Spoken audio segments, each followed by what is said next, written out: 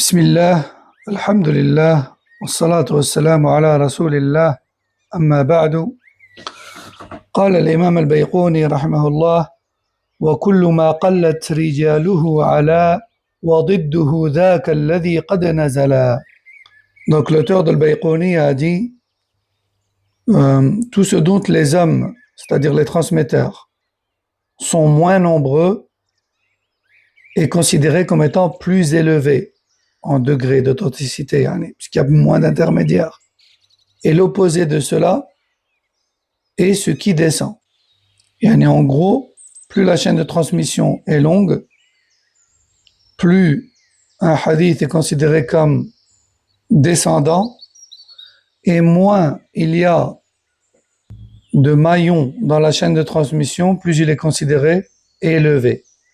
Parce qu'en fait, il faut imaginer le prophète sallallahu alayhi wa sallam avec une flèche qui descend, le premier compagnon auditeur, avec une flèche qui descend, deuxième auditeur de la part du compagnon, avec une flèche qui descend, troisième auditeur de la part de l'élève du compagnon, et ainsi de suite.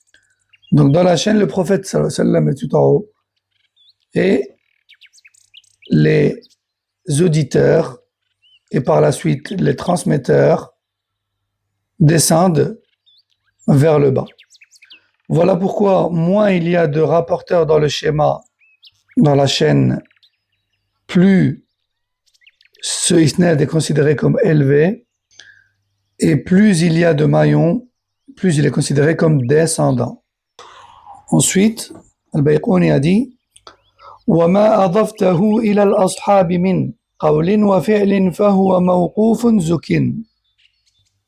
Donc, ce qui est attribué aux compagnons, parmi les paroles et les actes et les approbations, cette fois-ci, ce n'est pas attribué au prophète sallallahu alayhi wa sallam, ce qu'on appelle un hadith, mais plutôt c'est attribué aux compagnons, radiyallahu anhum. Parmi les paroles, les actes, les approbations, eh bien, ce genre d'informations rapportées des compagnons et non pas du prophète, sallallahu alayhi wa sallam, ce n'est plus une information marfoua, élevée au prophète sallallahu alayhi wa sallam, mais plutôt mawqouf. Donc lorsque ça s'arrête aux compagnons, on appelle ça al-mawqouf, c'est-à-dire ce qui s'arrête aux compagnons.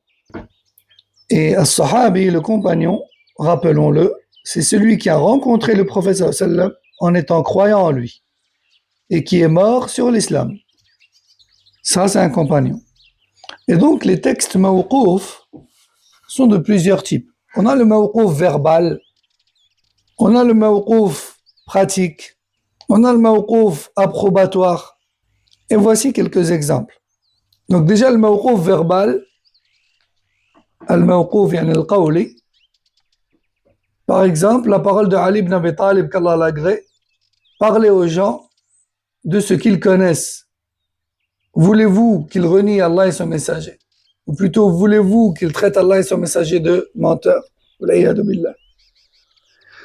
Donc ça, c'est une parole de compagnon. C'est ce qu'on appelle un mawqouf qawli. Donc c'est un mawqouf verbal. Ensuite, on a le mawqouf pratique, comme par exemple ce qui a été dit par l'imam al-Bukhari, rahimahullah, lorsqu'il dit Ibn Abbas a accompli ceci, cela, en parlant d'une action ou d'une pratique rapportée de lui. Ça, c'est un mawqouf fi'li. C'est un mawqouf pratique. Et c'est l'action d'un compagnon qui est rapportée. Ensuite, on a le mawqouf par approbation. Comme la parole d'un tabi'i, lorsqu'il dit un tel a fait telle chose en présence d'un compagnon, et celui-ci ne l'a pas désapprouvé. Donc je rappelle que les tabi'i, ce sont les élèves des sahaba. Les tabi'i ont vécu à l'époque des sahaba. Et non pas du prophète sallallahu alayhi wa sallam. Leurs exemples, c'était sahaba. Donc quand une personne à l'époque des tabi'in dit tel tabi'i a fait telle pratique religieuse devant tel compagnon, et celui-ci ne l'a pas désapprouvé, donc c'est une approbation. C'est ce qu'on appelle le mawqouf al-taqriri, le mawqouf par approbation. Alors attention tout de même, l'ulama cite un point important, bénéfique, une faïda.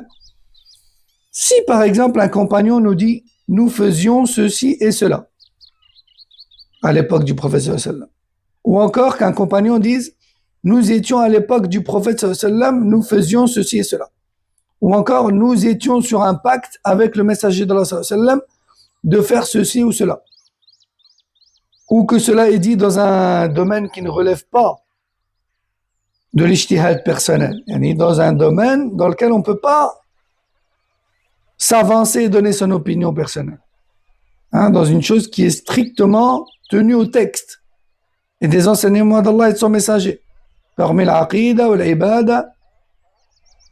Dans ce cas-là, même si c'est le compagnon qui dit ça, alors ça prend le statut du marfou, élevé jusqu'au prophète sallallahu alayhi wa sallam.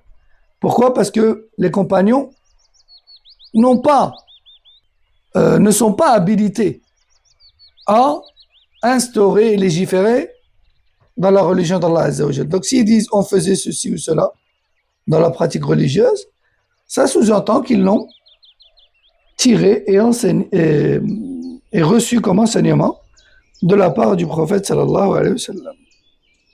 Par contre, si c'est un sujet dans lequel il est possible qu'il y ait eu ijtihad, effort d'interprétation personnelle, alors dans ce cas-là, ça reste de l'ordre du mawqouf et non pas du marfou'. فهذا والله أعلم وصلى الله وسلم وبارك على نبينا محمد وعلى آله وصحبه.